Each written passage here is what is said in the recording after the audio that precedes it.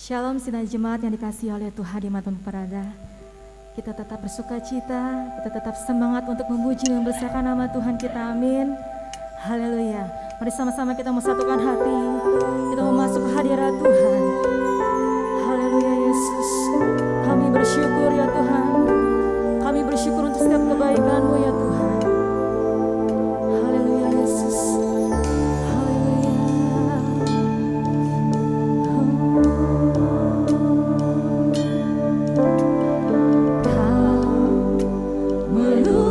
Wajahku di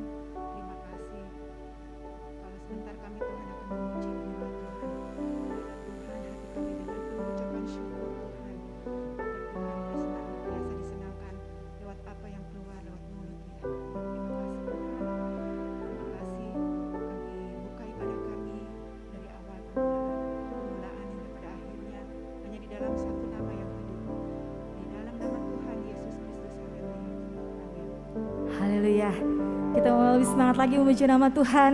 Kita memuji Tuhan yang hidup, Tuhan yang besar. Sebab hanya di dalam namanya kita mendapatkan kemenangan. Amin. Haleluya. Hanya di dalam namanya.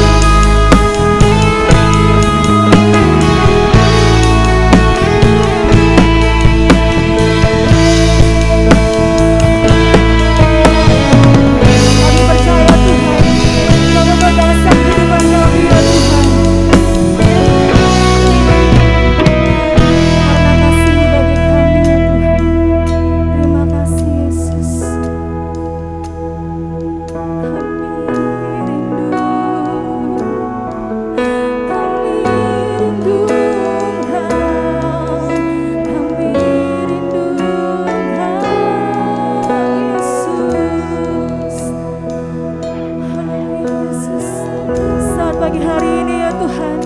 Kami mau mengatakan kami cinta Engkau Tuhan. Kami cinta Engkau Tuhan. Haleluya Yesus. Sama-sama kita katakan haleluya. Haleluya. Haleluya. Saya mau cinta Yesus. Haleluya. Oh haleluya. Saya mau cinta Yesus. Haleluya.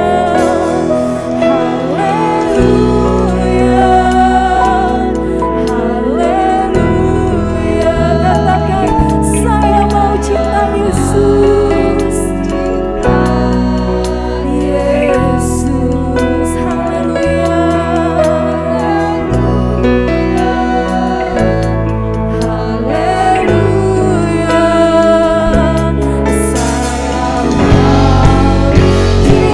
mau cinta Yesus. Haleluya.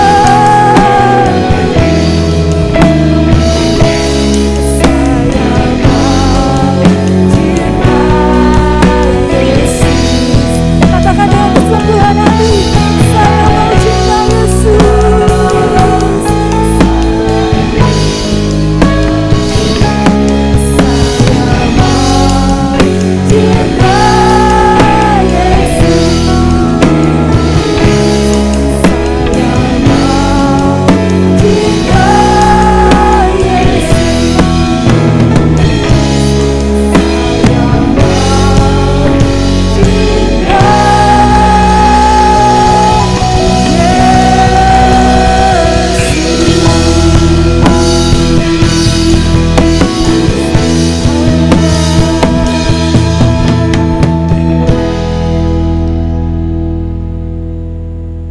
Haleluya, haleluya Tuhan.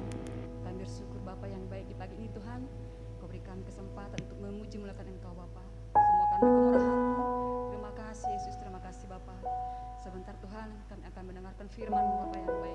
Biarlah firman menjadi kekuatan bagi kami Tuhan. Kekuatan kami. Amin. Engkau berikan kami Tuhan penghiburan Tuhan melalui firman Bapa yang baik. Ya. Biarlah Tuhan Yesus yang saat Engkau sembuhkan Tuhan. Yes. Yang mendengarkan firman-Mu Tuhan Engkau kuatkan Bapa. Terima kasih Bapa, terima kasih Yesus. Kami juga percaya Tuhan Engkau akan memberkati hamba-Mu Tuhan, mengurapi dia Tuhan. Sikapkan Tuhan rahasia firman-Mu Tuhan, agar kami lebih mengerti lagi Tuhan setiap firman Bapa. Terima kasih Bapa, ampuni kami Tuhan setiap Tuhan kesalahan kami, setiap ketidakbaik kami Tuhan, agar kami layak menerima firman-Mu. Dalam nama Tuhan Yesus yang hidup kami berucap syukur, haleluya, amin. Sama-sama kita akan mendengarkan firman Tuhan dari Bapak Gembala.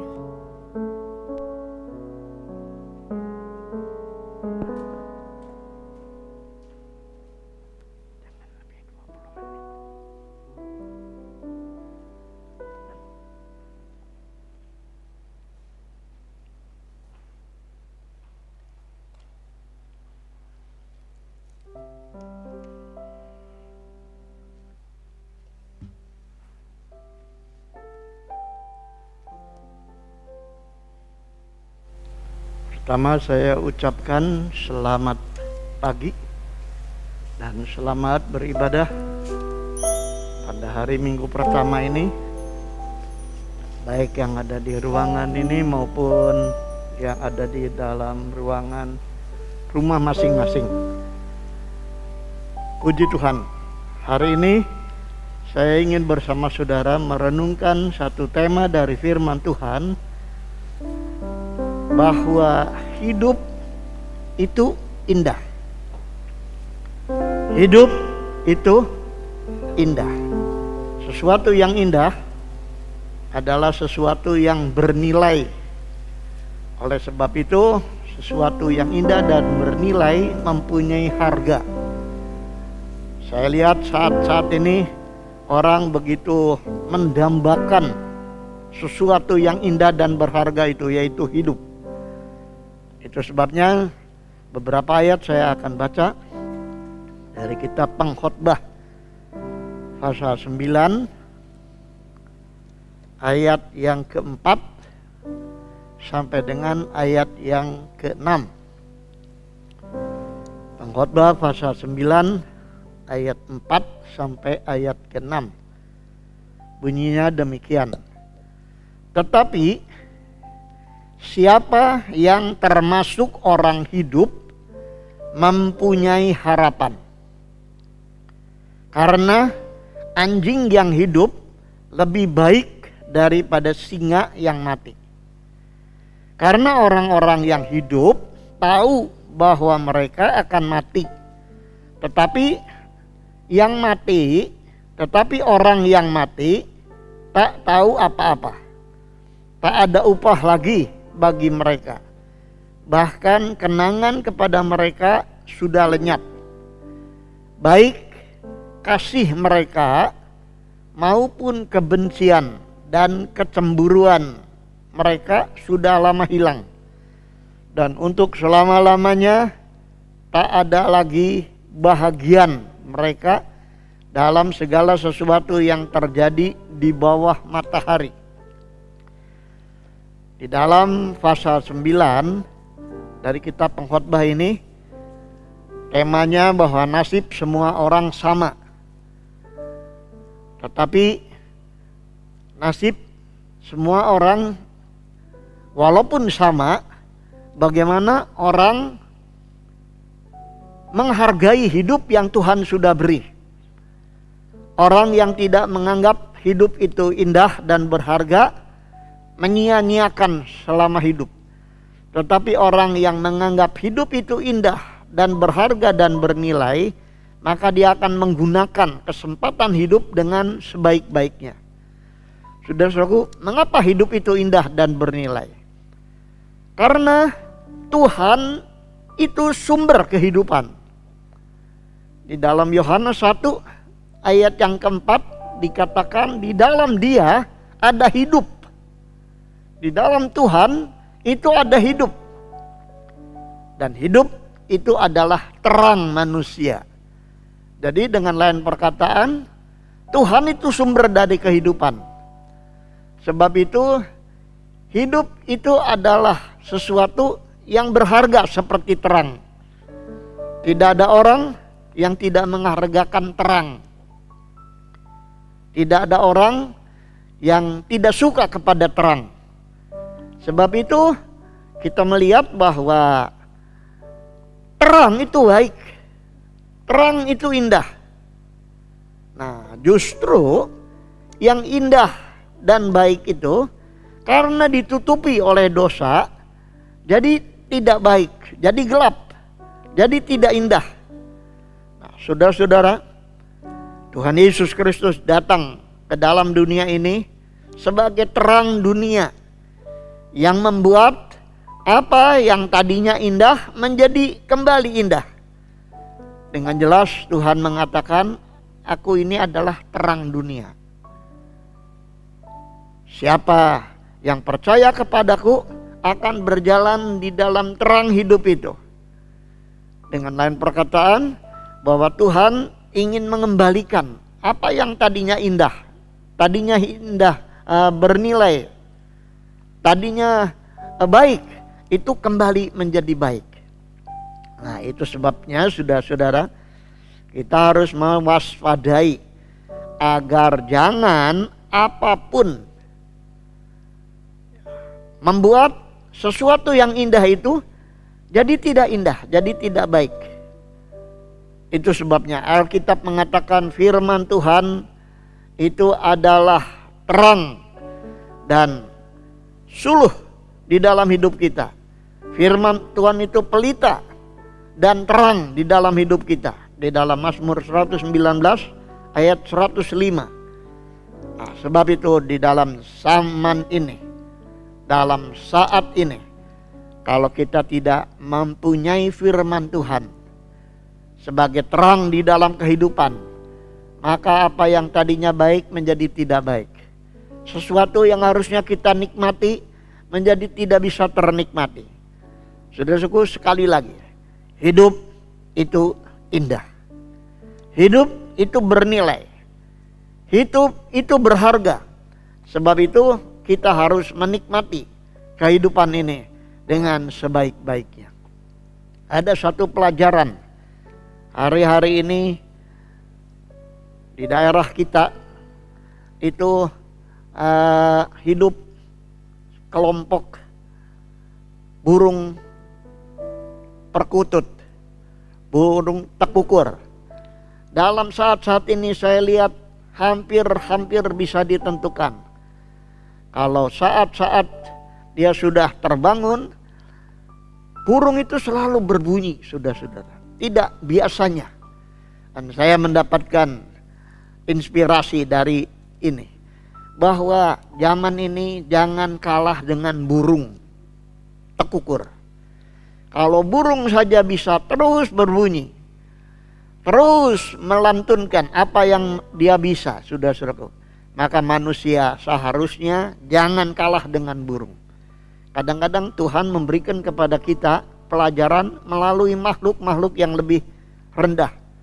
Seperti belajarlah kepada semut, belajarlah kepada cicak, belajarlah kepada pelanduk, dan lain sebagainya. Kali ini Tuhan ingin supaya kita jangan kalah dengan burung tekukur, yang mulai dari pagi sampai malam, apabila kita dengarkan dengan teliti, burung itu selalu berbunyi, saudara-saudaraku.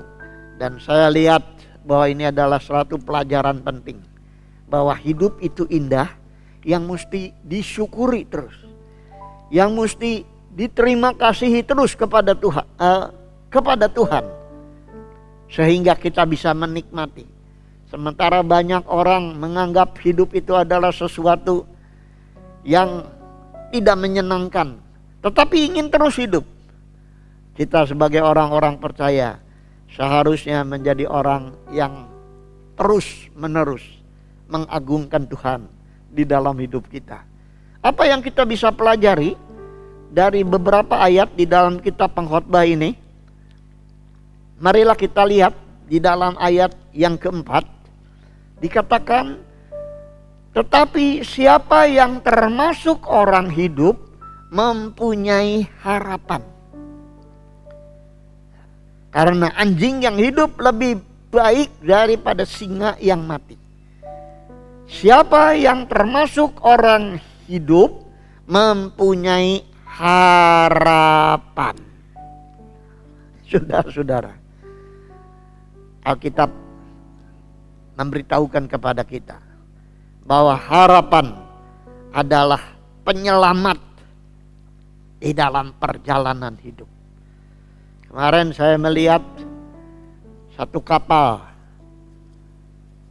di daerah Laut Bali sana, saudara, yang sedang hampir tenggelam. Sedangkan orang menanti-nantikan pertolongan, dan dari kapal-kapal yang lain berjauhan menyaksikan betapa mereka berharap mereka bisa mendapat pelampung. Mereka berharap mendapat pertolongan dari orang-orang yang menyaksikan di kapal lain. Dan saudaraku, mereka sambil berteriak menantikan kapal itu tenggelam. Saudaraku, dalam saat-saat yang seperti begini, kita harus mempunyai satu jangkar, satu sauh yang dinamakan oleh Alkitab sebagai harapan. Siapa yang termasuk orang hidup mempunyai harapan. Harapan di dalam Alkitab Perjanjian Baru itu diumpamakan seperti jangkar atau sauh. Kalau kita coba membaca di dalam Ibrani pasal yang ke-6. Ibrani pasal yang ke-6 ayat yang ke-19 dan ayat yang ke-20 dikatakan, pengharapan itu adalah sauh yang kuat dan aman bagi jiwa kita, yang telah dilabuhkan sampai ke belakang tabir, di mana Yesus telah masuk sebagai perintis bagi kita. Ketika ia menurut peraturan Melkisedek menjadi imam besar sampai selama-lamanya. Pengharapan itu adalah sauh atau jangkar yang kuat dan aman bagi jiwa kita. Saudaraku, jadi pengharapan itu adalah sesuatu yang dapat menyelamatkan jiwa kita, mengamankan. Apabila sebuah kapal dilanda oleh ombak, ya, belum tenggelam, saudara-saudara, maka sauh itu atau jangkar itu bisa memegang erat batu karang di mana dia sampai, sehingga kapal itu menjadi stabil kembali. Begitu juga Tuhan ingin supaya kita mempunyai harapan. Kita punya Allah yang berjanji tidak akan meninggalkan dan tidak akan membiarkan. Kalau burung-burung di udara dipelihara, maka kamu lebih berharga dari burung. Tadi saya katakan burung tekukur saja tahu bahwa ada pemelihara, sehingga dia bisa terus mengeluarkan suara khas jenisnya, saudara-saudara. Jenis daripada sesuatu yang kita punya, harapannya itu selalu mengagungkan Tuhan. Selalu menyebut nama Tuhan, nama yang di atas segala nama. Sehingga kita tidak hanya bangga menjadi orang yang dinamakan orang percaya. Bangga kita dinamakan orang-orang pengikut-pengikut dari Dia yang adalah Immanuel, yang Allah menyertai kita. Tapi kita praktekkan pengharapan kita dengan kita selalu mengagungkan Tuhan. Harapan satu-satunya. Saudara-saudaraku, zaman sekarang banyak orang mengalihkan harapan kepada sesuatu yang lain. Tetapi harapan utama kita seharusnya kepada Dia sebagai imam besar agung yang sudah merintis jalan ke surga bagi kita. Dan selama kita masih ada di dalam dunia, kita harus layangkan harapan kita kepada Dia, sehingga hidup kita aman, jiwa kita tenang, dan kita dibuat stabil di dalam kehidupan ini. Saudaraku, bahaya yang terbesar apabila jiwa kita tidak stabil. Sehingga jiwa yang tidak stabil itu membuat kita punya kerohanian melemah. Itu sebabnya pengharapan membuat kita mempunyai iman naik, harapan kita kuat, dan kasih kita melekat kepada Tuhan. Yang kedua, di dalam ayat kelima dikatakan bahwa orang-orang yang hidup tahu bahwa mereka akan mati. Tetapi orang yang mati tidak tahu apa-apa. Tidak ada upah bagi mereka, bahkan kenangan kepada mereka sudah lenyap. Nah, kata tahu, karena orang-orang yang hidup tahu, tetapi orang-orang yang mati tidak tahu apa-apa. Ini saya simpulkan bahwa selama kita hidup, kita itu perlu punya pengetahuan. Pengetahuan itu penting sebagai bekal untuk kehidupan yang indah. Saya lihat banyak orang-orang yang ahli di dalam pengetahuan. Itu adalah orang-orang yang bisa menghasilkan sesuatu. Ya, seperti dokter. Ada dokter umum, tapi ada dokter yang pengetahuannya lebih tentang sesuatu hal. Dan jelas bahwa orang yang spesialis di dalam sesuatu hal itu dapat menghasilkan sesuatu lebih. Demikian juga dengan orang-orang percaya. Ada orang-orang Kristen yang punya rohani hidup, kerohanian yang kuat, kerohanian yang mantap, adalah orang-orang yang punya pengetahuan. Pengetahuan tentang apa? Tentang yang dipercaya. Pengetahuan tentang apa? Tentang kuasa yang kita percaya. Pengetahuan tentang apa? pengetahuan tentang apa yang bisa diperbuat oleh yang kita percaya itu dalam masa-masa senang atau masa-masa sukar. Nah, dan Alkitab menyebutkan, saudaraku, di dalam Amsal 1 ayat yang ke-7. Mari kita baca Amsal 1 ayat ke-7, dikatakan takut akan Tuhan adalah permulaan pengetahuan. Tapi orang bodoh menghina hikmat dan didikan. Jadi pengetahuan itu dimulai dengan pertama takut akan Tuhan.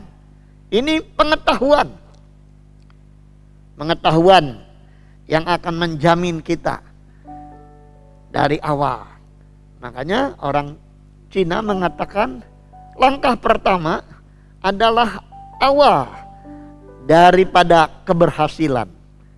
Awal hidup kita dimulai dengan takut akan Tuhan. Kita sudah punya pengetahuan. Saudaraku, kalau kita bisa takut kepada Tuhan, bukan takut karena ngeri, karena gentar, karena dia ngancam, tidak. Takut karena kita cinta kepada Dia. Orang yang takut kepada Tuhan adalah orang yang menghormati Tuhan, respect, sangat menghargai Tuhan. Sebab itu, kalau kita sudah punya takut akan Tuhan, ini akan membuat jiwa kita senang kepada Tuhan. Ya, coba kita baca Amsal 2 ayat 10. Amsal 2 ayat 10 mengatakan, karena hikmat atau kebijaksanaan akan masuk ke dalam hatimu dan pengetahuan akan menyenangkan jiwamu. Jadi kalau orang sudah takut kepada Tuhan, dia punya kebijaksanaan tentang bagaimana saya harus hidup. Bagaimana saya melakukan hidup ini yang indah. Memperlakukan hidup dengan sebaik-baiknya. Kita akan bijaksana dengan mengatasi. Tidak usah dipaksa-paksa. Tapi kita akan bijaksana. Alkitab mengatakan orang bijaksana kalau melihat sesuatu yang mencelakakan, dia bersembunyi. Tetapi orang bodoh langsung saja jalan lalu kena celaka. Saudaraku, pengetahuan menyenangkan jiwa.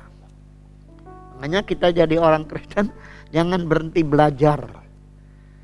Belajar takut akan Tuhan. Serta belajar tentang apa yang perlu kita tahu. Orang yang punya pengetahuan, jiwanya akan mempunyai kesenangan. Pengetahuan akan menyenangkan jiwa. Coba jiwa yang senang, jiwa yang bersukacita, itu sulit untuk dicekam oleh sesuatu ketakutan yang tidak perlu, saudara. Karena dia tahu. Makanya Paulus mengatakan, aku tahu kepada siapa aku percaya. Dan aku yakin bahwa dia akan memelihara hidupku sampai kepada akhirnya. Sehingga saudaraku, pengetahuan ini akan membuat jiwa kita senang, bebas. Dan pengetahuan itu mahal, saudara-saudaraku. Ya, coba kita baca Amsal 8 ayat 10. Amsal 8 ayat 10. Dikatakan, terimalah didikanku lebih daripada perak, dan pengetahuan lebih daripada emas pilihan.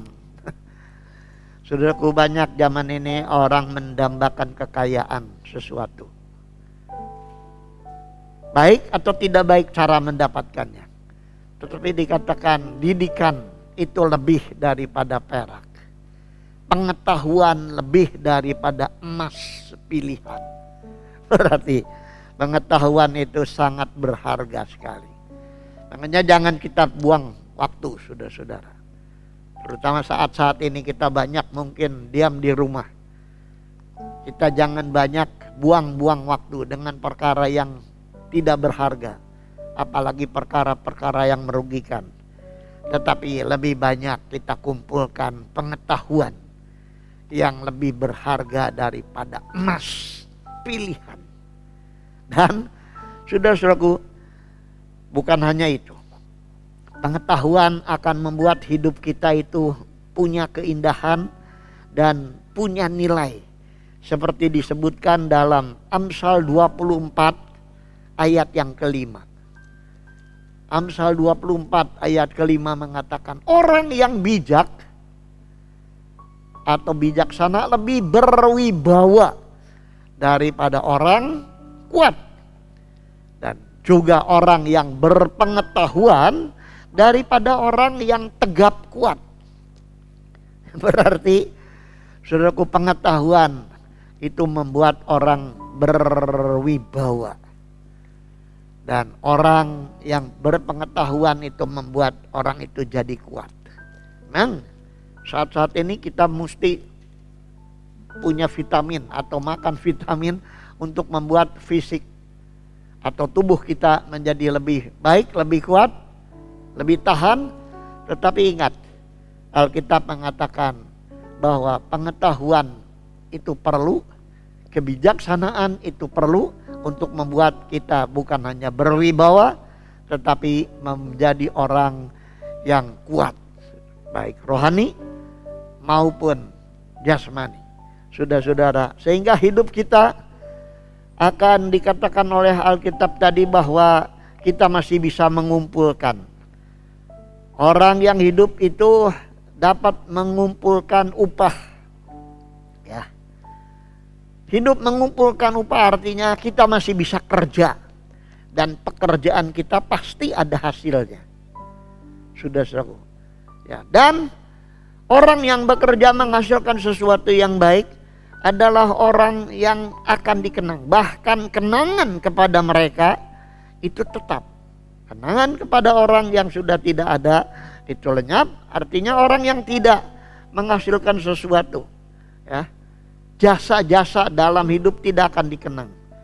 Banyak orang-orang penemu sesuatu seperti Thomas Alva Edison, seperti Pascal, seperti yang lain-lain yang menemukan sesuatu yang berharga untuk dikenang sampai saat ini, tetap disebut-sebut, ya. Tetapi orang yang tidak menghasilkan sesuatu tidak menghasilkan kenangan. Saudaraku, itu sebabnya yang terakhir di dalam ayat yang ke-6 dikatakan, baik kasih mereka maupun kebencian, kecemburuan mereka sudah hilang, sudah lama hilang, dan untuk selama-lamanya tidak ada lagi bahagian mereka dalam segala sesuatu yang terjadi di bawah matahari. Yang ketiga, kenapa hidup itu indah? Sebab hidup indah itu menorehkan hal-hal yang indah untuk dikenang. Hidup yang indah kalau kita menghargai hidup ini, sehingga hidup kita betul-betul mempunyai arti, baik bagi diri kita, baik keluarga kita, baik bagi gereja kita, bagi bangsa kita, bagi kemanusiaan.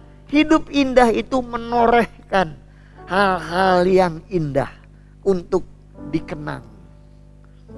Saudara-saudara, satu contoh, ada lukisan-lukisan dari pelukis-pelukis dunia yang orangnya sudah tidak ada, seperti Rembrandt, Picasso. Kalau di Indonesia itu banyak pelukis-pelukis seperti Effendi, Abdullah dan lain sebagainya, saudaraku, yang lukisan-lukisannya masih sangat berharga, masih punya nilai.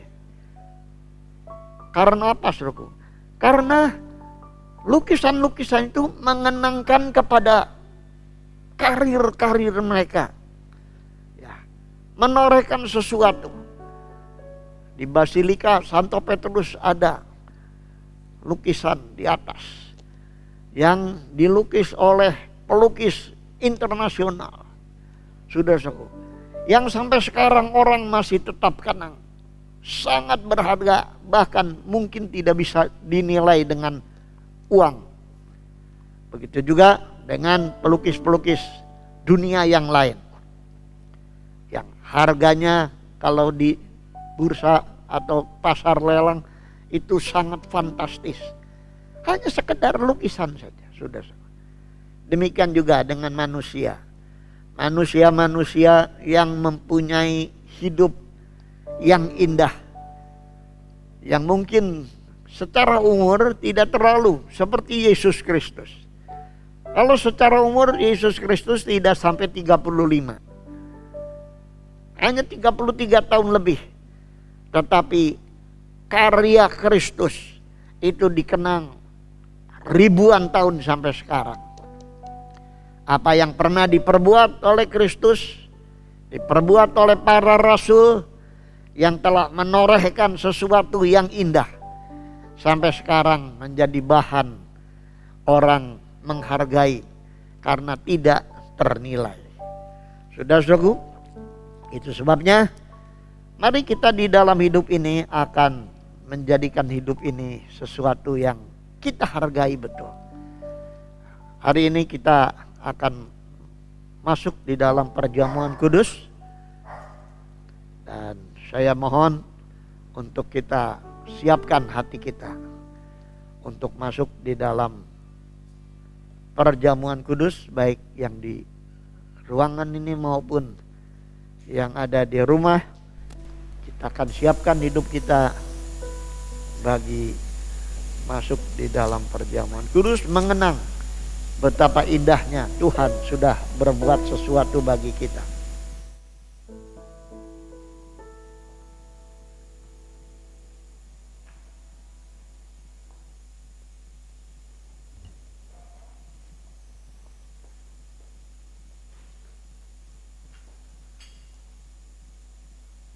Kita menyanyi semua baik, apa yang telah kau perbuat di dalam hidupku. Semua baik.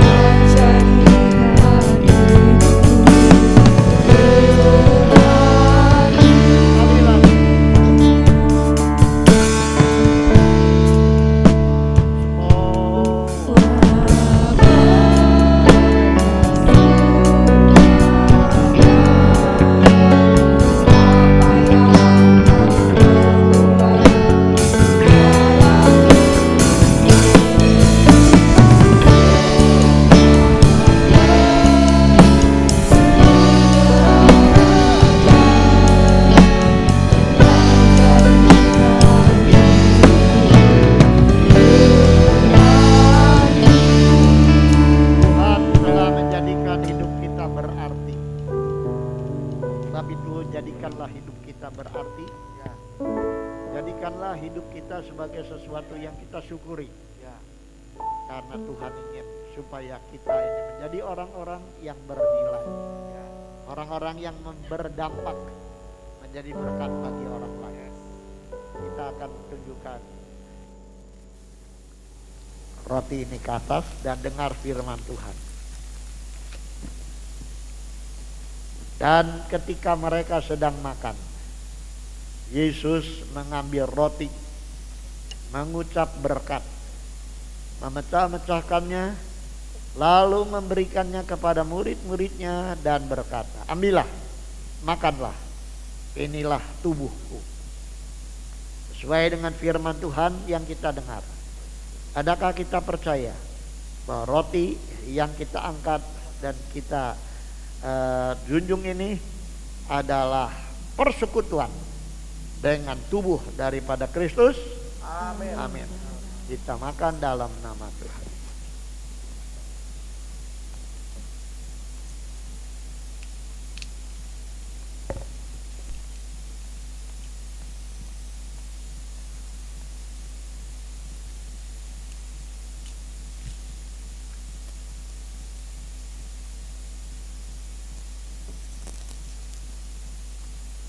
Kalau sudah, kita akan angkat cawan sebelah kanan, lalu kita angkat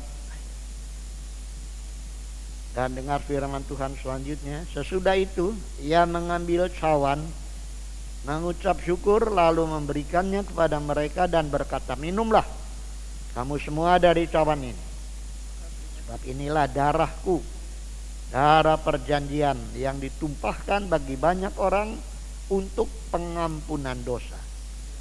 Sesuai dengan firman Tuhan, adakah kita percaya bahwa cawan berkat yang kita mintakan berkat di atasnya ini adalah persekutuan dengan darah Tuhan Yesus Kristus? Amin. Kita minum dalam nama Tuhan Yesus.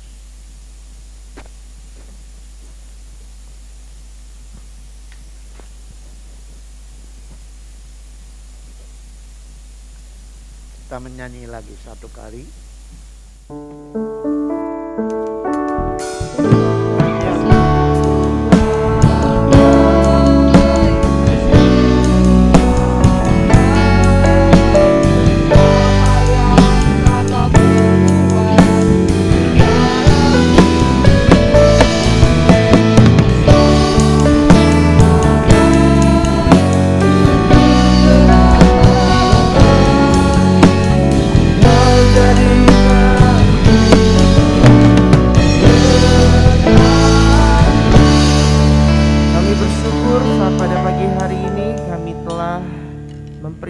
Pengorbanan Tuhan bagi setiap kehidupan kami.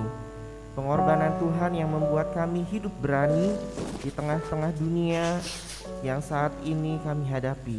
Kami tahu bahwa Engkau telah berkorban bagi kami semua, memberikan hidup-Mu bagi kami, menebus setiap dosa-dosa kami. Kami bersyukur kami boleh beroleh kemenangan daripada Tuhan. Oleh karena itu ajar kami untuk memiliki jiwa yang bebas, hati yang bersuka cita karena kebaikan Tuhan. Terima kasih Tuhan untuk firman Tuhan.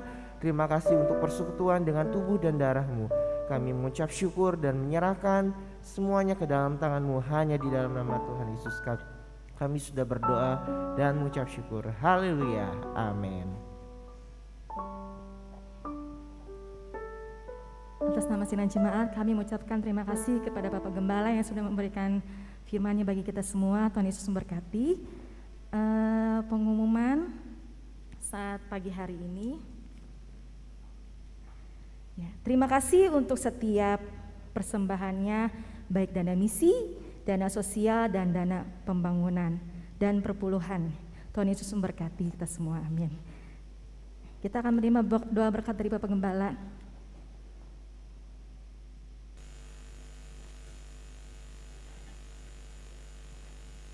Kami nyanyi terima kasih.